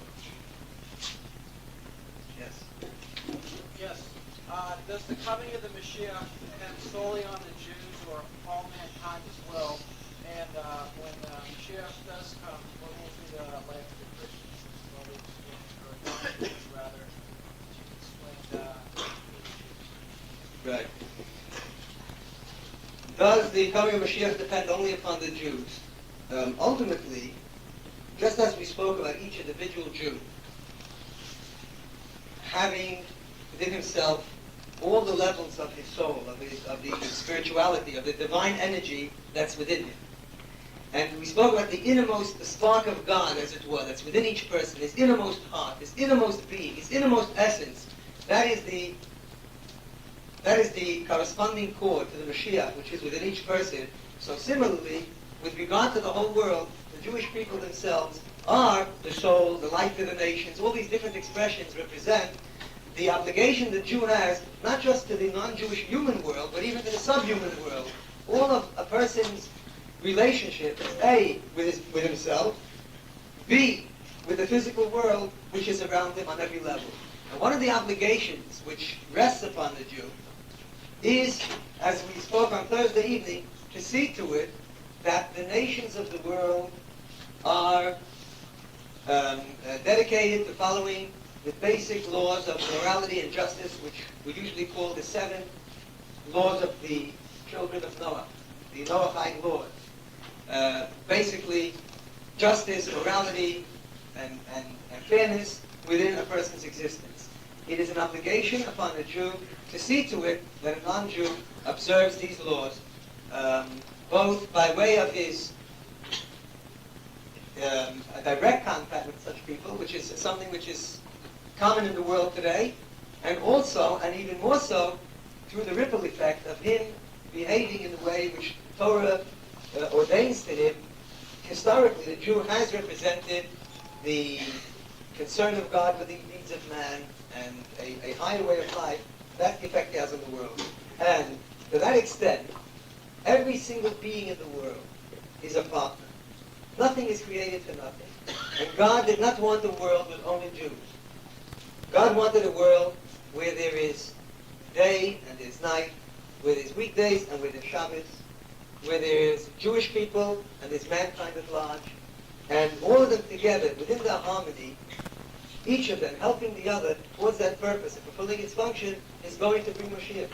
And that obviously also means that when Moshiach comes, there will continue to be a non-Jewish human world existing in the world. They will be at peace with each other, and certainly with the Jewish people, and all of them together will be subject, and all of them together will be subservient to the rule of God and the fulfillment of that which Hashem wants. Yes? I have two questions. First of all, is there anything in the Torah, or does the Torah present in any way whether Mashiach will come to us only collectively, or will there be a precedent where he, through Elijah or whatever, comes to individuals who have lived a righteous life? Yes. Second question. One at a time, we take. Okay. Just bite off enough to chew. The question was, is there something in the Torah about Moshiach becoming revealed to everybody, or is there such a thing as Moshiach being revealed to an individual? Simultaneously. Only collectively and simultaneously, or is there a way to try to hear this sequence? To different people. There is ample indication from the Torah and from the sages, and including the piece which was studied last night, which indicates that the actual revelation process will be a gradual one, and the awareness will be something which dawns on people at different stages. But ultimately, the idea of the revelation of Mashiach, which will be a radical change within the world, and very radical to the extent that the human nature, according to all opinions, even the opinion which questions whether the story of the lion and the lamb is literal, which we saw it last night, but even that view says that human nature itself will become devoid of jealousy and of petty envies and other such things, which is something which is normally inbuilt in human nature. At that moment, that there will be that revelation to the world at large, it will be felt in every single aspect. It will be like, again, another analogy which our sages give to the concept of exile and redemption is the analogy of night and day. What is the difference between the night and the day? Everything that exists in the daytime is there at night. The world doesn't suddenly disappear and run away. It's just that at night, it's impossible, without some help of some light, it's impossible to be able to see exactly where a person is going, but everything is really there. In the daytime, suddenly everything becomes clear and visible and obvious. Now, in the same way, within the world, one can understand the time of exile as a time of groping.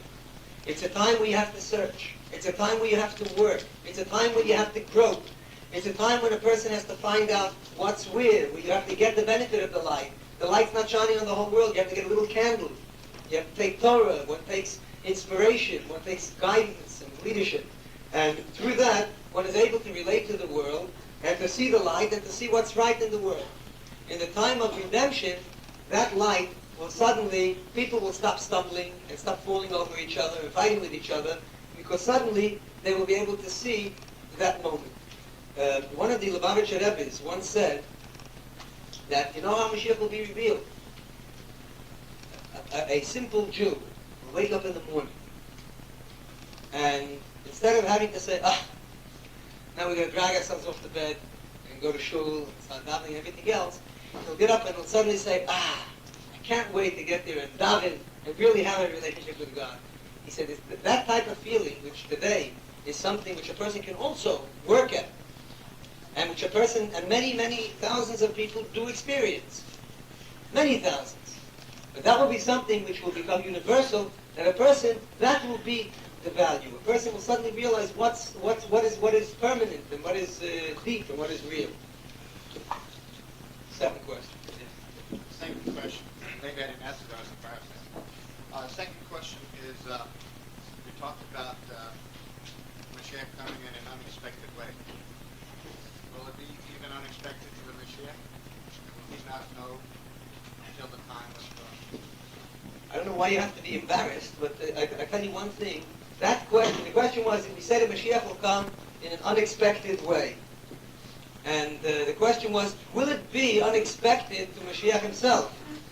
And we find in today's Sedra, there was a man by the name of Moses, better known as Moshe Rabbeinu.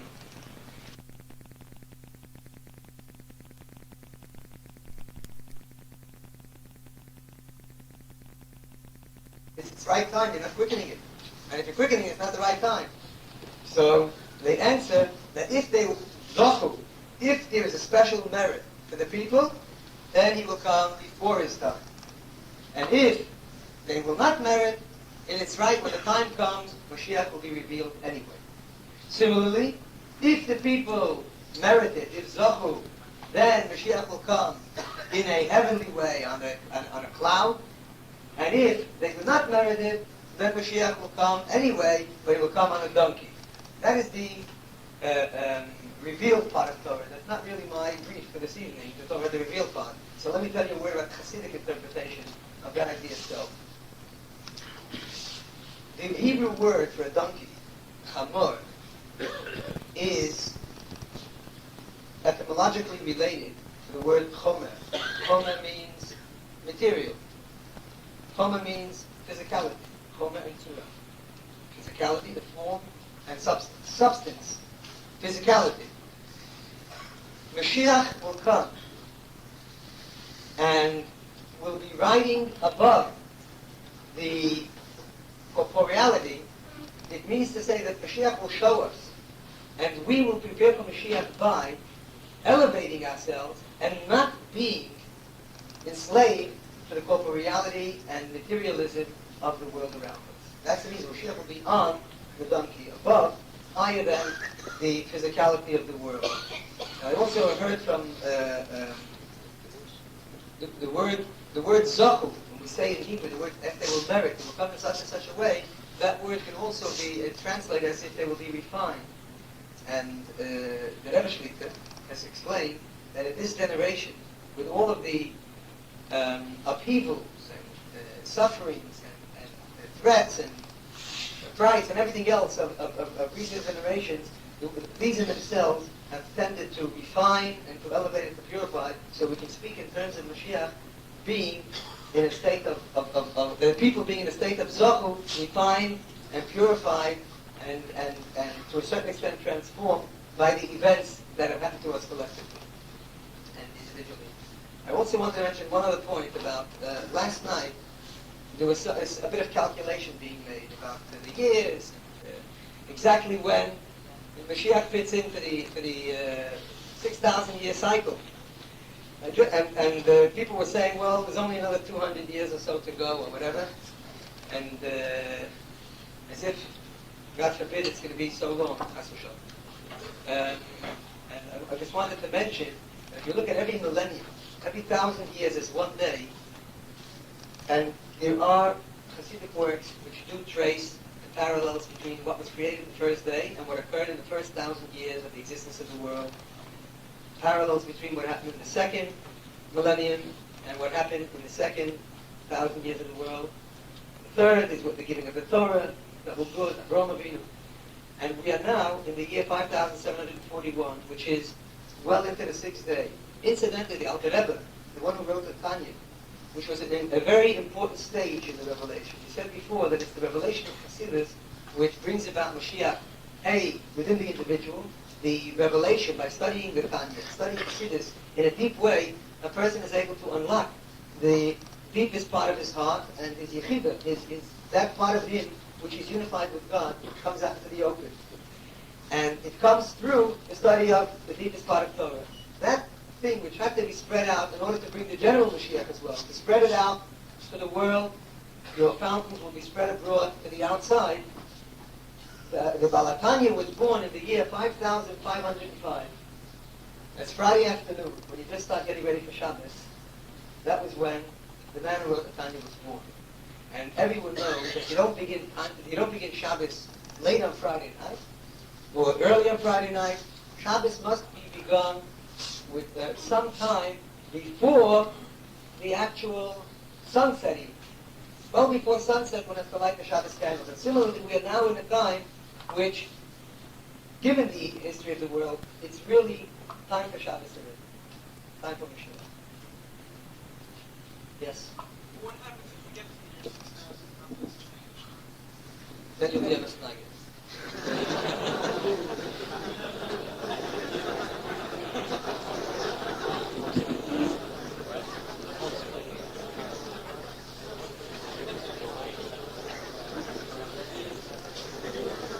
The boss might never come. You know what happened? When Rabbi Akiva, let me just say one thing, Rabbi Akiva, he lived a long, long time ago. Long, long time ago. And he saw the pitiful and unpalatable and excruciating pains which were brought about by the destruction of the temple. True, over the course of history, there's certain ways that historically, perhaps we're even more aware, or we've anyway seen that all the different things that have happened throughout history to us have borne witness to the fact that it was a churban, it really was a destruction. But when Rabbi Akiva saw this temple which was destroyed, and he was walking there with his friends, and they all burst into tears, he smiled. And they asked him, "Why are you smiling?" So he answered the question with another question. "Why are you crying?" And they said, "Look, the spot where the Kohen Gadol, where the high priest went, just once a year. Look, the fox is running around there. Shmuel Milchubah." So Rabbi Akiva said, that is why I cry. That is why I smile.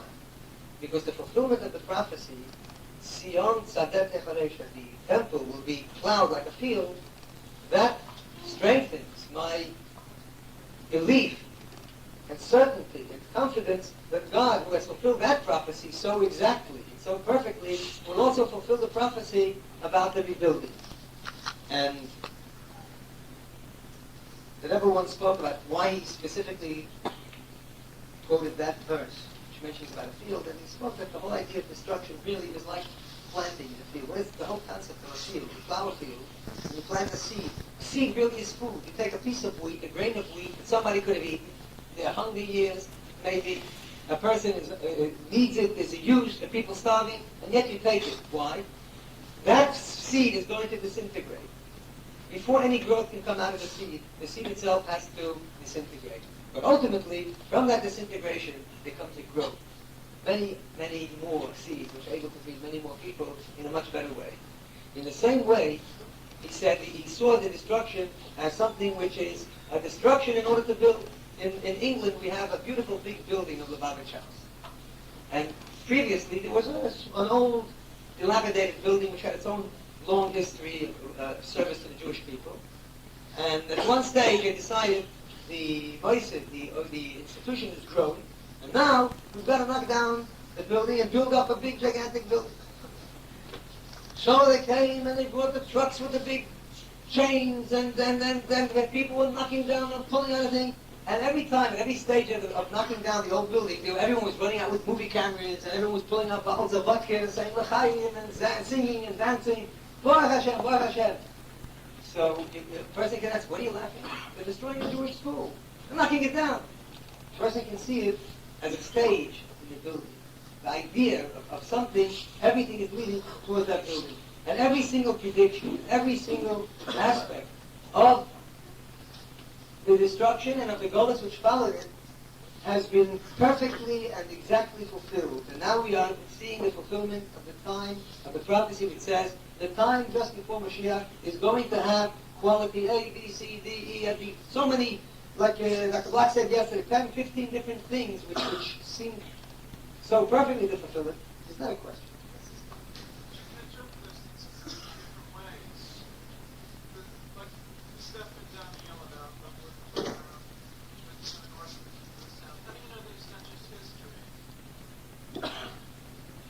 I mean, besides everything else, one finds the prophecies in the Torah itself, not from Daniel, but the verses which were quoted last night from Maimonides, which explicitly talk about God gathering the people, which specifically talk about peace in the world, which specifically talk about all of the things which are going to happen in the time of Moshiach. And say, I'm going to send to you Eliyahu Navi, and he will turn the hearts of the fathers to the children before the coming of the great day of God, and countless other things. You could take a specific one and say that that's a very mystifying one, which can be interpreted different ways, and for that we have our faith in the sages.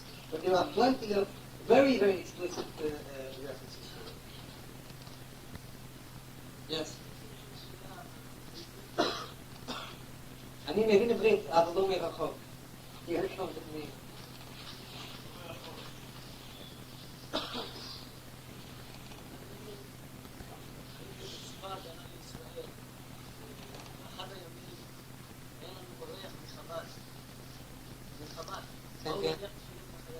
כן. ואחד הקצינים שאל אותו שאלה, גם היה הרצאה, היו פה עכשיו, ואחד הקצינים שדיבר על משיח. כן. אחד הקצינים שאל אותו, האם המשיח זה אותו המשיח שבא והרג 6 מיליון, או שאנחנו צריכים לחכות לעוד אחד כזה. המרצה לא היה לו תשובה. המרצה לא? לא היה לו תשובה לכך. כן. אז אני רוצה לשאול אותך את אותה שאלה שהקצין בישראל שאל את הרב. כן. This man has asked a question which was already asked yesterday evening, and he said there was once that he is a soldier in the Israeli army, and he once experienced a Chabad evening at the army, and one of the officers asked, when you speak about Moshiach, is Moshiach the person who brought a certain destructibility of 6 million or whatever? Is that who you're talking about? And obviously the answer, התשובה, כמובן הוא שהוא לא אותו איש. אבל, זה לא משיח. That the question was, was it Mashiach who killed 6 million people? I said, obviously the answer to that specific thing is no. But if a person wants to understand, to explain, I think that Rabbi Kaplan explained very well last night, that sometimes there are certain points that a person does not have to say he understands. Better sometimes not to take God off the hook and say that one understands and comprehends, and it makes sense that such and such a thing happened. But if anything, certainly, this does not in any way push to the concept of Mashiach being further away from us. On the contrary, it's something which brings it that much nearer and that much stronger the confidence. It's explained in Hasidic philosophy that the idea that just before Mashiach comes, there's a thing called Chevle Mashiach. That another analogy, another of the many analogies which explain what exactly is exile and what is redemption, both in terms of the individual and of the community. One of the analogies is the concept of pregnancy being exile and birth being redemption. Just like in the moment, Hasidus explains that the Jews in Egypt, just before they were redeemed, they were complete people. A minute later they were a nation of God. A minute before that they were a nation which was living off and in the way of the Egyptian majority around them. So when a person the fetus has its organs and its limbs and its body, it's complete, except that it's breathing from and it's deriving its life, of course, from its parent. The moment of birth, that is the moment of revelation when a person lives independently. A nation from within a nation. The exodus from Egypt is called Goy Mikerev Goy, taking out a nation from within a nation. A people who were identifying with the culture of somebody else around them, a majority culture around them. A people who were measuring themselves and others by the criteria of that culture, suddenly realized that there is a God and there is a purpose and there is a meaning to their existence as Jews. That was redemption. And before that moment of birth, there is what's called Hevle Haleda. There are the pains at that moment when the child wants very strongly, the moment, that last thrust is a very quick thing and a very painful thing. And this in itself is part of the purifying process. Why? Even if we don't understand it, we certainly understand that it is an important part of that process which leads ultimately to Mashiach.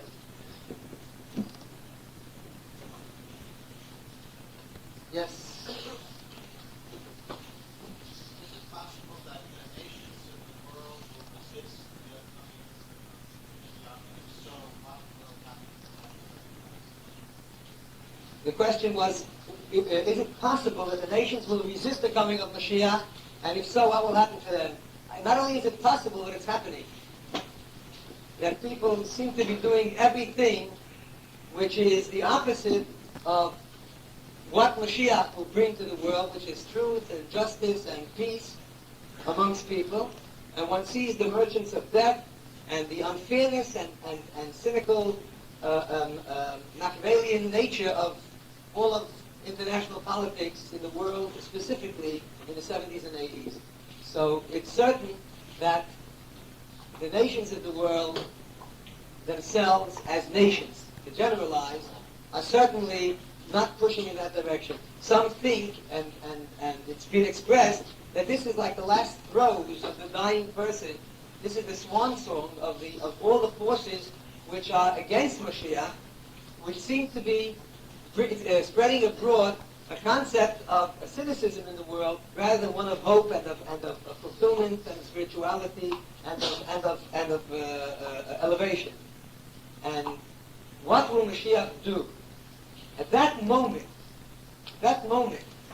when there will be the revelation of Mashiach in the proper way, at that moment, the world will be filled with the knowledge of God.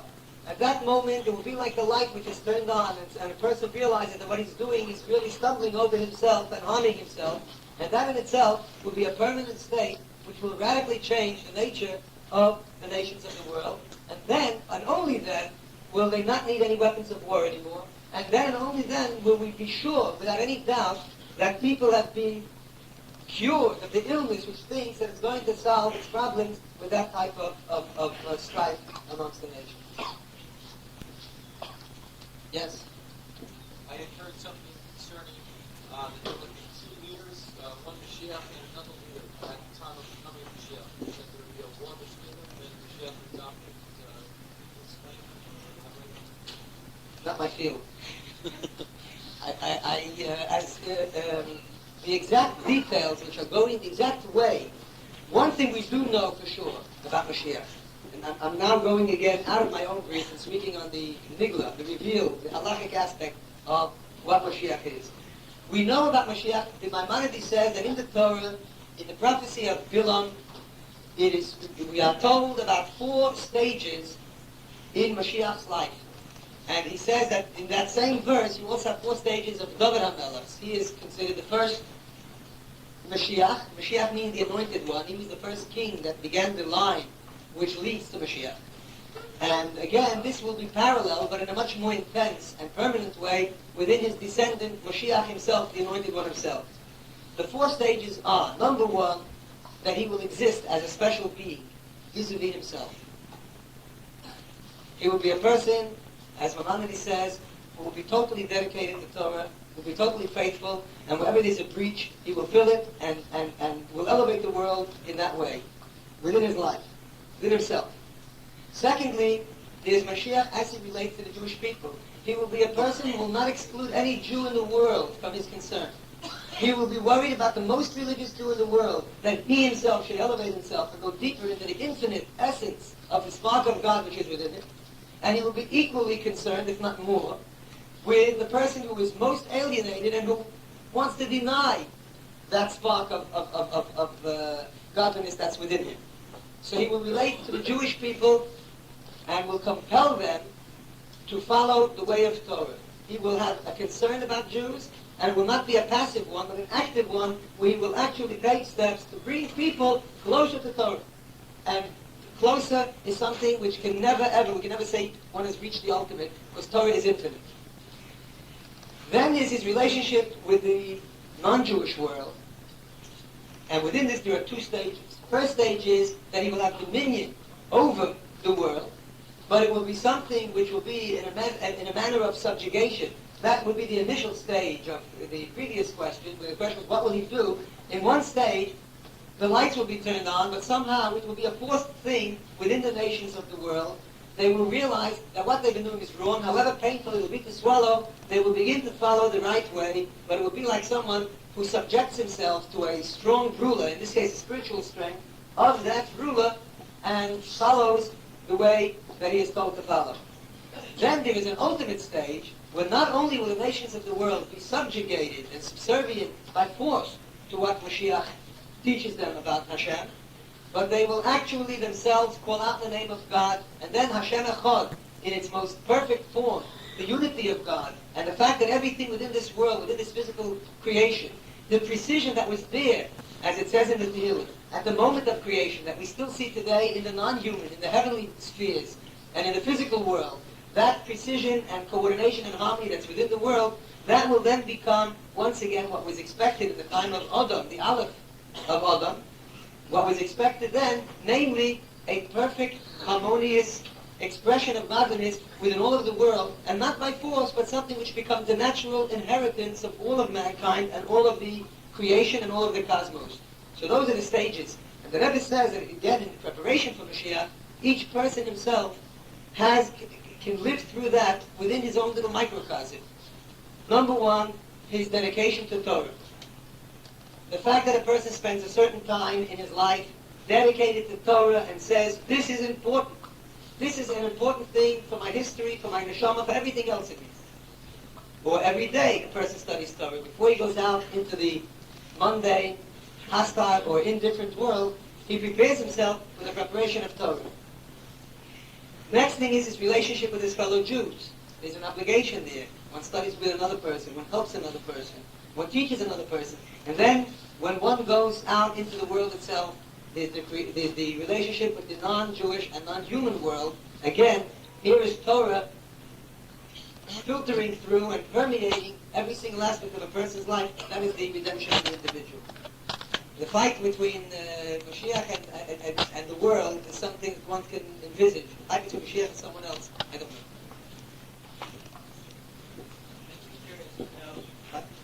Two more questions. What is Hanukkah? I'm curious to know some of the commentary on coming in a cloud and something that could mean, both cloud there, Mount Zion, Mount Orion,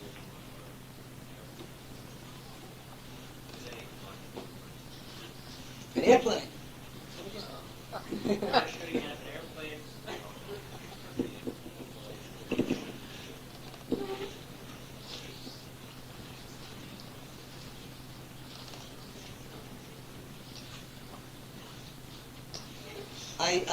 I don't remember specifically, seeing that subject discussed, but maybe I can just offer a possibility. It's written there, Anane Shemaya, clouds of heaven. Perhaps that just as the lower manifestation would represent the concept of, let's say, man rising above the material. That is man, as was elaborated upon at length last night. There is the service of man refining the good from the evil, from within the world. That's the challenge today. And even in the time of Mashiach, there still will be a challenge within good, the growth, the development, the expansion, and the elevation within the good. So perhaps that would represent talking about the heavenly things, the growth of man in the spirituality, where one is not even speaking in terms of being above the material, but he's already so far removed from it that we're talking in terms of the heavenly. That's where the challenge is. And maybe the cloud is perhaps the result of preparation work, the evaporation, elevation of other elements. Just take it or leave it. One final question. Yes? 2 parts, good. We'll allow you, this is your, once you have the shofar, you can blow. Given the questions that we have, why should this generation learn Mashiach, considering that the previous generations were more devoted to their service, not to the Mashiach?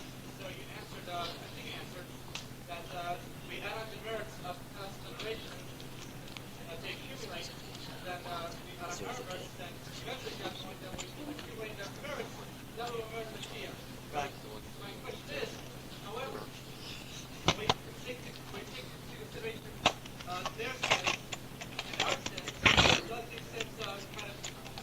counterbalance the good? Well, first of all, I like to think. Well, this is that your whole two-part question? Is that the two-part question? No, so the first part, That's the first part. Okay, okay. let me just paraphrase it and tell me if I'm correct. Right, that one speaks about the question. The obvious question is, if Moshiach didn't come 1,000 years ago and 100 years ago, why should he come today? I mean, mathematically, it's the old bus story, and that's why he should come. But how can we merit for him to come to us today if he didn't come to such great people? And therefore, the answer was mentioned before, that is the adding up and the accumulation of all the good of all the generations. And the question is, well, if that's the case, shouldn't we accumulate and add up all of the evil as well? And wouldn't that sort of counterbalance the good? First of all, I like to think, that's question number one. Clause A, paragraph 3.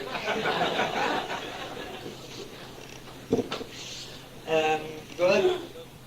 I like to think that even in terms of all time, you look throughout all of Jewish history, that there was anyway, if it was a fight between how much good and how much bad, there was more good. But that's not the point. The point is that the evil that there is, let's go back to the original creation of the world, as we mentioned before in the talk. What did God want? God wanted that the divine energy should be manifest within the physical world. Why couldn't he create the world with that energy manifest? Because he wanted that man himself should have a perfect good. How can man have a perfect good? What's an imperfect good? An imperfect good is a good which does not come as a result of a person's effort, as a person's total freedom of choice.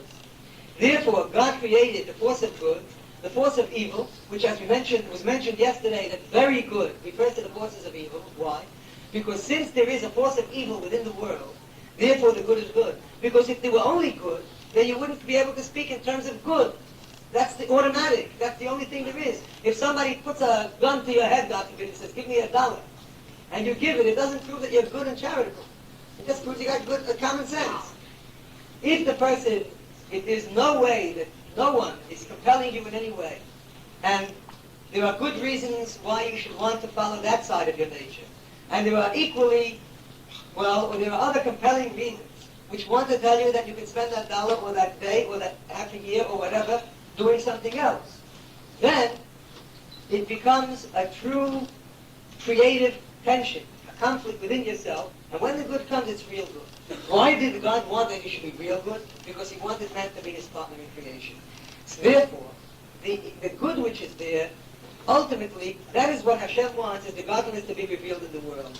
The evil is also real, but it's only real as an ends to another, as a means to another end to bring out the deepest good that there is within the world. So therefore, the good, that is the essence, that is that which is eternal, and that which is not good is something which is only a means, and therefore its existence is not something which is eternal, because it has fulfilled its function, and then it's not there anymore.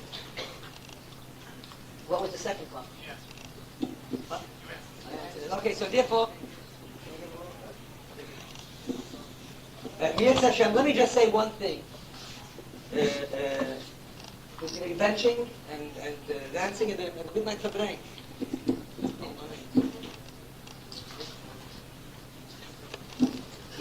Still before 12. Don't turn into a company.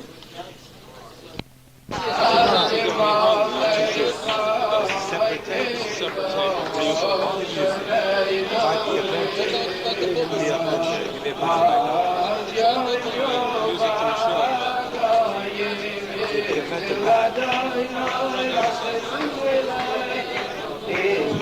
but the organ is just a music.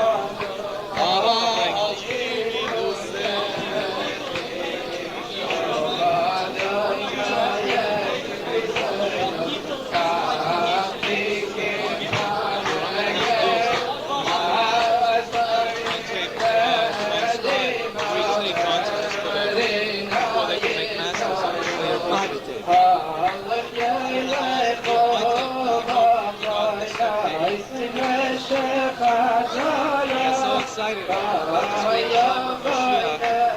I took the first tape. So lend him one of the other ones. They're making them over anyway tomorrow.